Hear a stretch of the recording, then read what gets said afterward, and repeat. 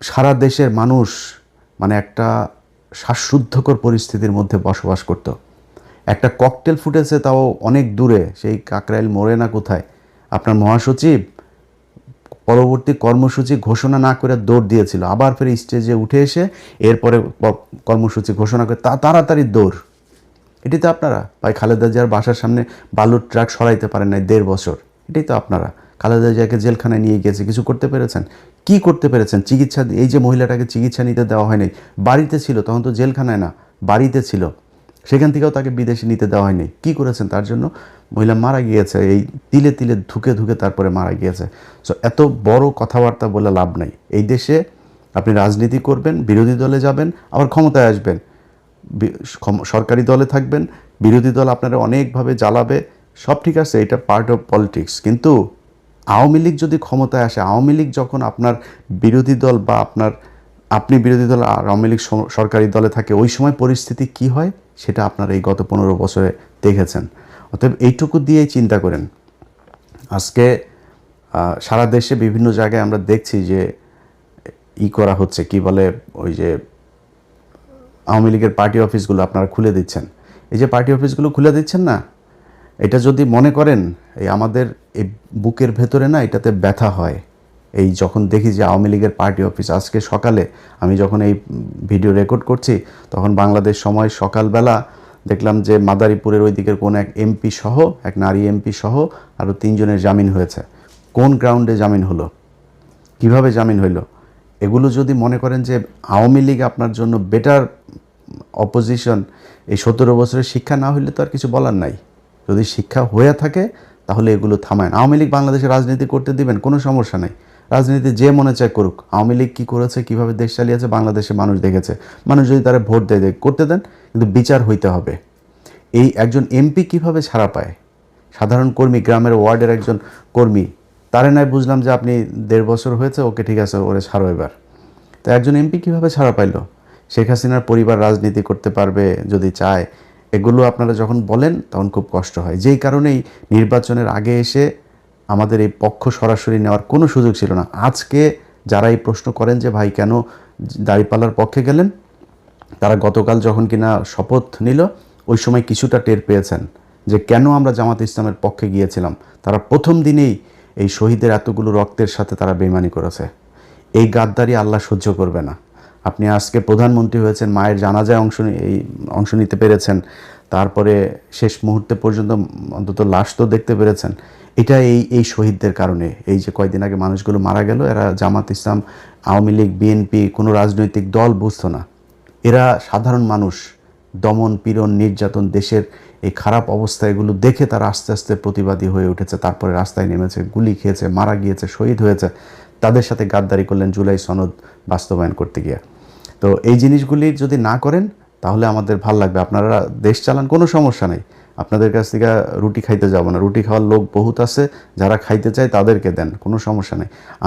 আমার একটাই পলিসি, সেটা হয়েছে যে ইন্ডিয়া এই দেশে কোনোদিন আর মাতবাড়ি করতে পারবে না। অতএব এই ইন্ডিয়া, আওয়ামী লীগ এখনও পর্যন্ত সেই ইন্ডিয়ার সবচেয়ে পছন্দের দল, এবং আওয়ামী লীগ এই দেশে ক্ষমতায় আসলে আবারও ইন্ডিয়া সেই আগের মতোই করবে। সো তাদেরকে আসতে দিয়ে না, আপনাদের পায়ে ধরে অনুরোধ করলাম, আর কিছু না। তো যেটা বলছিলাম যে জামাতের আমির উনি এই কথাটা বলেছেন যে আমাদের যদি নাকি ওই সময় ইলিয়াস, আমরা যদি নাকি গ্যাঞ্জাম করতাম, তাহলে আমাদের কাছে গোয়েন্দার তথ্য ছিল যে এখানে আওয়ামী লীগ নামবে মাঠে, এবং আওয়ামী লীগের সাথে বিএনপিরও কিছু লোকজন নামবে, নেমে তারা প্রচণ্ড বিশৃঙ্খলা করবে, দেশটা একটা গৃহযুদ্ধের দিকে যাবে। আমরা ওই দিকে যেতে চাইনি, এই জন্য আমরা কোনো কিছু বলি নাই। তো এই যে জামাতের আমিরের মতো একজন মানুষ এতটুকু মানে স্যাক্রিফাইস করেছে। ধরেন আমি জামাত ইসলাম পাশ করলে কি হইতো? হ্যাঁ হয়তো ধরেন মনে করেন যে আমার জন্য বাংলাদেশের রাস্তাটা অনেক ইজি হয়ে যাইতো। আমি ভাই বাংলাদেশে গিয়ে মন্ত্রীও হইতাম না, এমপিও হইতাম না। এমপি হইলে আমি তো হয়তো জামাতের কাছে চাইলে আমার এমনিতেই দিত। আমি হইতে চাইনি তো ভাই। তো আমি চাইনি ওইটা, আমি এখনও চাই না, ভবিষ্যতেও চাবো না। এটা আল্লাহ বাঁচায় রাখলে তারপরে দেখবেন। আমার রাস্তা ভাই ওই একটা, আওয়ামী লীগ আর ইন্ডিয়া, এর বাইরে কিচ্ছু নাই। কিন্তু উনি তো প্রধানমন্ত্রী হইতেন। যিনি প্রধানমন্ত্রী হইতেন সেই ব্যক্তি মানে এত ঠান্ডা মাথায় আমার সাথে বলতে পারেন যে ইলিয়াস, আমরা ওই সময় কিছু করলে দেশের অবস্থাটা খারাপ হইতো। আগেই বলেছি, আল্লাহর কসম করে বললাম যে এতটুকু স্যাক্রিফাইস উনি করেছেন। তো সেই মানুষগুলোর জন্য আপনারা মানে ন্যূনতম সৌজন্যতাবোধ, সহযোগিতা, সহমর্মিতা দেখাইতে পারবেন না? এদেরকে আক্রমণ করে কথা বলতে হবে। চারিদিকে যে অবস্থা, সেই ৭১ রাজাকার টাজাকার এইসব বলে কথা বলা, যে বডি ল্যাঙ্গুয়েজে আপনার গত ২-৩ দিন সালাউদ্দিন, আমির খসরু আর হইল গিয়া এই মির্জা ফখরুল কথা বলেছে, ভাই এটা যদি এই চেহারা যদি তাদের আজ থেকে ৫ বছর আগে দেখতাম, প্রশ্নই আসে না আওয়ামী লীগের বিরুদ্ধে এত ফাইট করতাম, নিজের পরিবার সবাইকে এত বিপদে ফেলে দিয়ে, কখনই করতাম না। তো যাই হোক, আজকের এই ভিডিওটা যে কারণে আপনাদেরকে কথাগুলো যে কারণে বললাম, সেটা হচ্ছে যে ভাই আপনারা ক্ষমতায় এসছেন, দেশ চালান, কোনো সমস্যা নাই। আপনাদের যে মন্ত্রিসভা গঠন করেছেন, এই মন্ত্রিসভা আমরা এদেরকে আগেই চিনি। ধরেন একজনের কথা বলি, এই যে ইকবাল হাসান মাহমুদ টুকু, তাই না? এই ইকবাল হাসান মাহমুদ এই বদমাইশ না, সেই যে বিদ্যুৎ চুরি করেছিল, যে বিদ্যুৎ খাতে যে লুটপাট করেছিল, এই বদমাইশই তো। সেই বদমাইশরা আবারও আপনারা সেই বিদ্যুতের খাতেই দিয়েছেন। আপনার এই চোর, আপনার সালাউদ্দিন, তারা স্বরাষ্ট্রমন্ত্রী বানিয়েছেন। এরকম আরও অনেক চোর আছে, যেই চোরেদেরকে আপনারা আবার বসে, কিছু ভালো মানুষও আছে। এই যে আলতাফ হোসেন চৌধুরী, এই লোকটা যদি আসতো, ইতে অনেক ভালো লাগতো। ওই যে সাকা চৌধুরীর ছেলে হুমাম কাদের চৌধুরী, উনি যদি আসতো অনেক ভালো লাগতো। নতুন ইশরাক এসেছে, একটা ভালো পছন্দ। তারপর এরকম আরও অনেকেই ছিল যাদেরকে আপনারা আনতে পারতেন। এটা আমাদের আলোচনার বিষয় না যদিও, কিন্তু এখানে যে চোরগুলোকে এনেছেন, এই চোরগুলো দিয়ে, এই যে মির্জা কী বলে ফখরুল ইসলাম আলমগীর, এই মির্জা ফখরুল ইসলাম আলমগীরের ভাই তো মনে করেন এখন লুটপাট করে মানে অস্থির বানায় দিবে। আপনার হাতে রিজার্ভ আছে কত ভাই? রিজার্ভ কত? ডক্টর ইউনুস তো তেনা তুনা পেঁচায়া, আকুর বিল বাকি, আদানির বিল বাকি, বিশ্বব্যাংকের বাকি, কিস্তি বাকি, IMF-এর কিস্তি বাকি, বিভিন্ন বাকিটা কী করে শেষের দিকে এসে আমরা $29 বিলিয়ন রেখে গেলাম। এই $29 বিলিয়ন ভাই, এই রোজার পরই অবস্থাটা দেখেন না। অলরেডি ডলারের দাম ঊর্ধ্বমুখী। আজকে জ্যাকসন আইটি গিয়েছিলাম, দেখলাম যে আমি গত ৩-৪ দিন আগে জ্যাকসন আইটি গিয়ে দেখলাম কত যেন আজকে তার চাইতে $1 বেশি। তো ডলারের দাম বেড়ে যাচ্ছে। তারপরে জিনিসপত্রের দাম, এখন এই যে রমজান এসেছে, জিনিসপত্রের দাম বাড়ানো, নানান চ্যালেঞ্জ সরকারের হাতে। তো এই যে জায়গাগুলো, আপনারা এমনিতেই তো ভাই অস্থিরতার মধ্যে থাকবেন, তার উপরে এসে আবার এখন রাজনৈতিক যে বিরোধী দলটা আপনাকে সহযোগিতা করতে চাচ্ছে, সেই বিরোধী দলটাকে আপনি খোঁচায় আবার সেই ৭১-৭২ এসব ৭১-৭২-এর ট্যাবলেট বাংলাদেশের মানুষ আর খাবে না। আপনার ওই যে ৩২ নাম্বার ভেঙে দেওয়া হয়েছে না, ৩২ নাম্বার আবার ওইখানে ওইটার করেন, যেহেতু আওয়ামী লীগের অফিস টফিস খুলে দিচ্ছেন, তো ৩২ নাম্বার আবারও মেরামত করেন, আবারও ভাঙা হবে, এটা নিয়ে কোনো ডাউট নাই। এইভাবে আপনারা যদি নাকি আওয়ামী লীগকে রিহ্যাবিলিটেট করতে চান, করতে পারেন, করে যান, দেখেন কতটুকু আওয়ামী লীগ আর আপনারা সব এক হইয়া তারপরেও জামাতের সাথে ৫ বছর পরে লাগতে আইসেন, দেখেন তারপরে জামাতের ভোট কত আছে আর আপনাদের দুইটারে মিলায় ভোট কত আছে।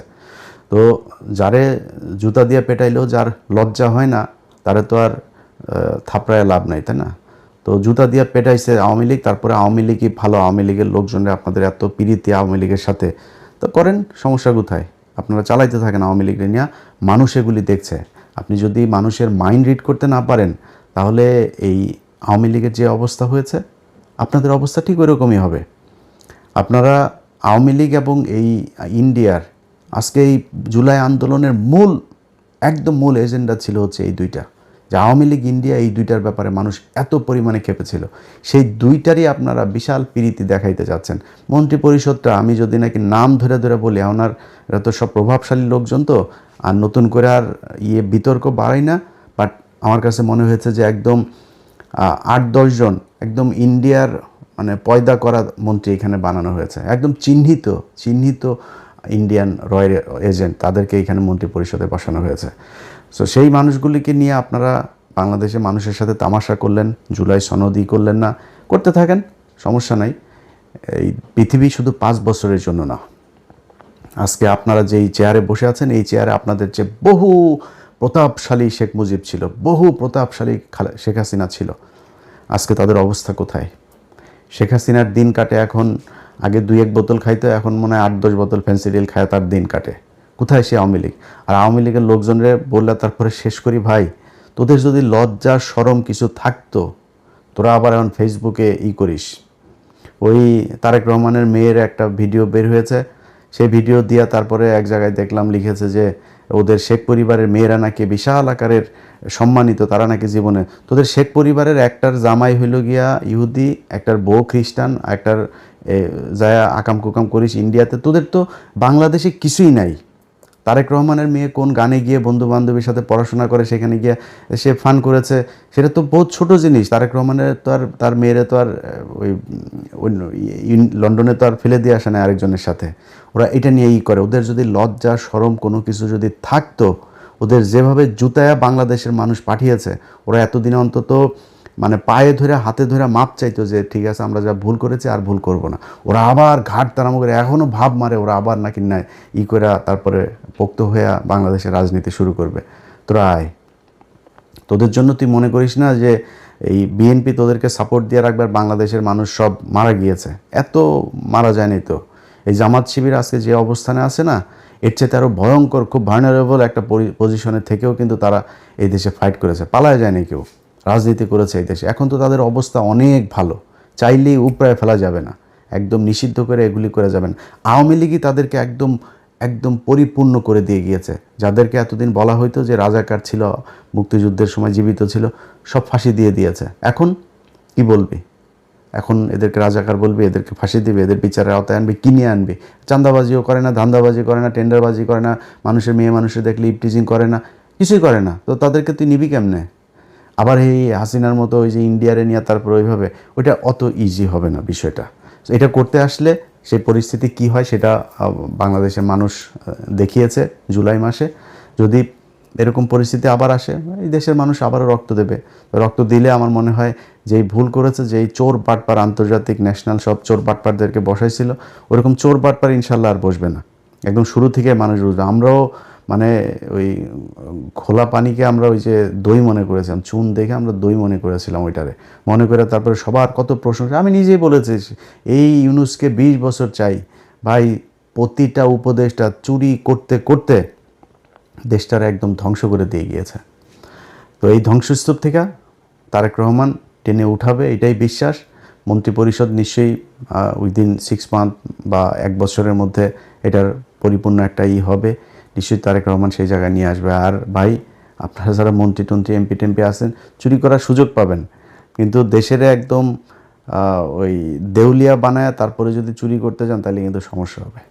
যাই হোক, ভালো থাকেন। আপনাদের কাছে বিচার দিয়ে রাখলাম, যারা বাংলাদেশে বিএনপি করেন ভাই, আপনাদের কেন্দ্রীয় নেতারা সোল্ড হইতে পারে। আপনারা বিশাল বড় দল, আপনাদের এই দলে অনেক মানুষ আছে এবং এই দলের বেশিরভাগ মানুষই ভারত বিরোধী, আওয়ামী লীগ বিরোধী। আমি আজকে কিছুক্ষণ আগে ভিডিওটা করার ফরিদপুরে দেখলাম যে তারা অফিস খুলেছে, আবার ফের বিএনপির লোকজন গিয়ে সেই অফিসে তালা মেরে দিয়ে এসেছে। আপনাদেরকে স্যালুট। যারা তৃণমূলের নেতাকর্মী আছেন ভাই, এই মির্জা ফখরুলদের সমস্যা হয় না। মির্জা ফখরুলের মেয়ে অস্ট্রেলিয়া ছিল, তার ঘর জামাইটা অস্ট্রেলিয়ায় ছিল, টাকা পাঠায়, আওয়ামী লীগই টাকা পাঠাইতো, তারা ভালো থাকে। আপনাদের সালাউদ্দিনের শিলংয়ে নিয়ে ভিআইপি রিসোর্টে নিয়ে রাখে, এদের সমস্যা হয় না, সমস্যা আপনাদের হয়। সো আপনাদের চোখের সামনে যদি আওয়ামী লীগের অফিস খুলবে, তারা রাজনীতি করবে এই দেশে, এটা দেখতে যদি আপনাদের ভাল লাগে তাহলে কোনো সমস্যা নেই।